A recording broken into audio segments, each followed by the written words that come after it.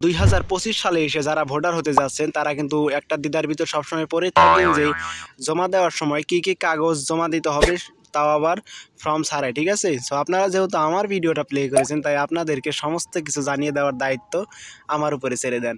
তো চলুন দেখা যাক কি কি কাগজ লাগবে আপনাদের এনআইডি কার্ড হওয়ার জন্য। ঠিক আছে, হ্যালো বন্ধুরা, টিকলা ডিবিটি চ্যানেলের পক্ষ থেকে আপনাকে স্বাগতম। আজকের ভিডিও টপিক হচ্ছে আপনারা এনআইডি কার্ড বানানোর জন্য ফর্ম বাদেও আর কি কি জমা দিবেন সেটা আপনাদেরকে দেখিয়ে দেওয়া। ঠিক আছে, তো চলুন শুরু করা যাক।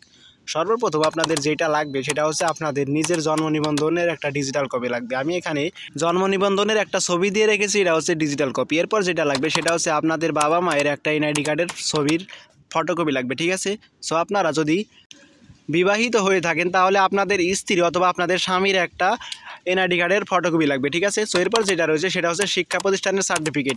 আপনি যদি লেখাপড়া করে থাকেন তাহলে এটা আপনাদের অবশ্যই লাগবে।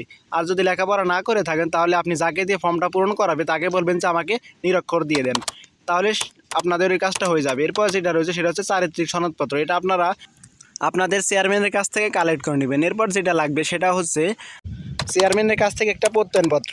আপনারা যদি 20 বছরের বেশি হন তাহলে আপনাদের অবশ্যই প্রত্যয়নপত্রটা লাগবে। আর আপনারা যদি 20 বছরের বয়সের থেকে কম হন তাহলে আপনাদের এই প্রত্যয়নপত্রটা লাগবে না।